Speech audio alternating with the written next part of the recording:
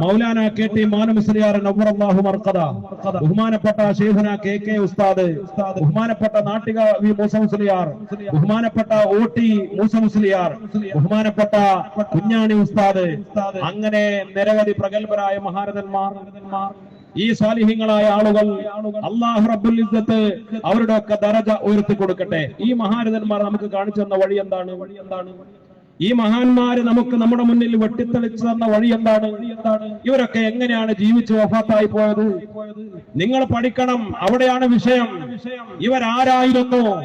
ബഹുമാനപ്പെട്ട KC ജമാലുദ്ദീൻ മുസ്ലിയാർ നവ്വറല്ലാഹു മർഖദ SKSSF-ന്റെ വാദിനൂർ മഹാസമ്മേളനത്തിലേക്ക് കടന്നു വന്നു. SKSF-ന്റെ 10ാം വാർഷികത്തിൽ ബഹുമാനപ്പെട്ട ശൈഖുനയുടെ ജീവിതത്തിലെ അവസാനത്തെ നിമിഷങ്ങൾ ആ മഹാസമ്മേളന നഗരിയിലേക്ക് കടന്നു വന്നിരുന്നത് ഇപ്പോഴും പല ആളുകൾക്കും ഓർമ്മയില്ലേ? പഴയ SKSSF-കാർക്ക് ശൈഖുനയുടെ ജീവിതം സുന്നത്ത് ജമാഅത്തിന് സമസ്തക്ക് വേണ്ടി നീക്കിവെച്ചു. ഏറ്റവും നല്ല ആഖിബത്ത് നന്നായി അവരൊക്കെ ലോകത്തോട് യാത്ര പറഞ്ഞു പോയില്ലേ? ബഹുമാനപ്പെട്ട പൂന്താവൻ ഉസ്താദിന്റെ യാത്ര എങ്ങനെയായിരുന്നു പഠിക്കണം. ബഹുമാനപ്പെട്ട മൗലാന KT മാനുമുസ്ലിയാർ നവ്വറല്ലാഹു മർഖദ നമ്മൾ അഭിമാനത്തോടെ പറയാറില്ലേ? ലക്ഷക്കണക്കിന് ആളുകളെ കോഴിക്കോട്ടെ കൊന്നാട് കടപ്പുറത്ത് ജമിയത്തുൽ മുഅല്ലിമീന്റെ മഹാസമ്മേളനത്തിൽ അന്നത്തെ കോഴിക്കോട്ടെ പോലീസ് കമ്മീഷണർ പോലും പറഞ്ഞു, ലക്ഷക്കണക്കിന് 10-12 ലക്ഷത്തോളം ആളുകൾ അവിടെ പങ്കെടുത്തിട്ടുണ്ട് ആ സമ്മേളനത്തോടനുബന്ധിച്ച് എന്ന്. ആ മഹാസമ്മേളനത്തിലേക്ക് വന്നു. മഗ്രിബ് ഇശാ ജമാഅത്തായി മഹാന്മാരായ ഉസ്താദുമാരുടെ കൂടെ KT ഉസ്താദ് നിസ്കരിച്ചു. ആ വുളൂഹോടുകൂടെയാണ് സമ്മേളന നഗരിയിലേക്ക് വന്നത്, ദുആയിൽ പങ്കെടുത്തത്. ആ സമ്മേളനത്തെ തന്റെ ജനലക്ഷങ്ങളായ അനുയായികളെ നോക്കിക്കണ്ടത്. ആ സമ്മേളന നഗരിയിൽ നിന്ന് നടന്നിറങ്ങിപ്പോ നമുക്ക് ഓർമ്മയില്ലേ? കൂടെയുള്ളവർ പറഞ്ഞില്ലേ, വെള്ളം വാങ്ങി കുടിച്ചു, ലാ ഇലാഹ ഇല്ലല്ലാഹ് എന്ന കലിമ 3 തവണ ഉറക്കെ ചൊല്ലി. മഹാനായ മൗലാന KT മാനുമുസ്ലിയാർ ഈ ലോകത്തോട് യാത്ര പറഞ്ഞു. അവസാനത്തെ ദിവസം ലക്ഷക്കണക്കിന് ആളുകളുടെ ദുആ മജ്ലിസിൽ നിന്ന് ഇറങ്ങിപ്പോയി. സമസ്തയുടെ ഓഫീസിൽ നിന്ന് ജനാസ കുളിപ്പിക്കുകയാണ്. പാണക്കാട് സയ്യിദ് ഹൈദർ ലിശാഹ് തങ്ങൾ പ്രഖ്യാപിച്ചു, ശൈഖുന നമ്മോട് യാത്ര പറഞ്ഞു പോയി, ജനാസ കുളിപ്പിച്ച് ഇങ്ങോട്ട് തന്നെ കൊണ്ടുവരും. സ്റ്റേജിൽ നിന്ന് നടന്നിറങ്ങിപ്പോയ മഹാനുഭാവൻ ഏതാനും കുറഞ്ഞ സമയം കഴിഞ്ഞപ്പോൾ അവരുടെ ജനാസ കുളിപ്പിച്ച് കഫൻ ചെയ്ത ആ സമ്മേളന നഗരിയിലേക്ക് കടന്നു വരികയാണ്. ലക്ഷക്കണക്കിന് ആളുകൾ യാസീനോദി സൂറത്തുൽ ഇഖ്ലാസ് ഓതി തഹ്ലീൽ ചൊല്ലി കാത്തിരിക്കുകയാണ്. സയ്യിദ് ഹൈദർ ലിശാഹ് തങ്ങൾ ഇമാം നിന്നുകൊണ്ട് ലക്ഷക്കണക്കിന് ആളുകൾ പങ്കെടുത്ത മയ്യത്ത് നിസ്കാരം അവിടെ നടക്കുകയാണ്. എന്തൊരു മനോഹരമായ യാത്ര! ബഹുമാനപ്പെട്ട ശൈഖുന കുഞ്ഞാണി ഉസ്താദ്, നമുക്കറിയാമല്ലോ എന്നാ വഫാത്തായത്? മുഹറം 10ന്റെ രാവ്. മുഹറം അല്ലാഹുവിന്റെ മാസം. മുഹറം 10ന്റെ രാവ് ഏറ്റവും ശ്രേഷ്ഠമായ മാസം. രാത്രി ഇമാം ഷാഫി തങ്ങൾ പറഞ്ഞു, ഒരു വർഷത്തിൽ റമദാൻ അല്ലാത്ത 5 രാത്രികളുണ്ട്.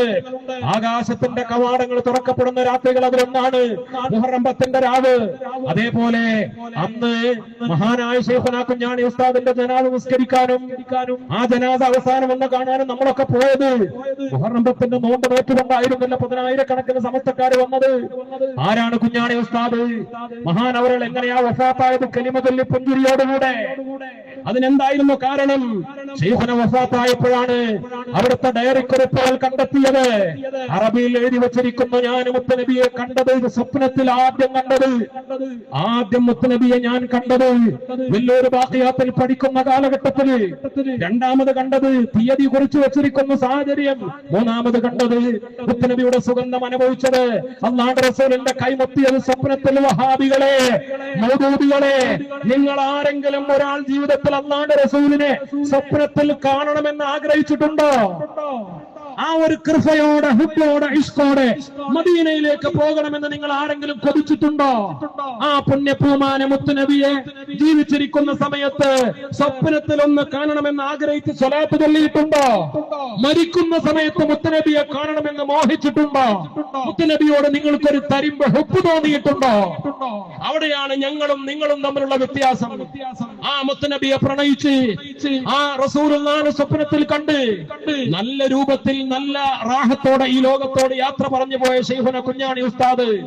ഇവരൊക്കെയാണ് ഞങ്ങളുടെ മാതൃകകൾ. KK ഉസ്താദിനെ പോലെ, KT ഉസ്താദിനെ പോലെ, നാട്ടിക ഉസ്താദിനെ പോലെ, വരക്കൽ മുല്ലക്കോയ തങ്ങൾ പാപ്പ മുതൽ ഞങ്ങൾക്ക് ഞങ്ങളുടെ മുഴുവൻ നേതാക്കളെയും ഇങ്ങനെയാണ് പറയാനുള്ളത്.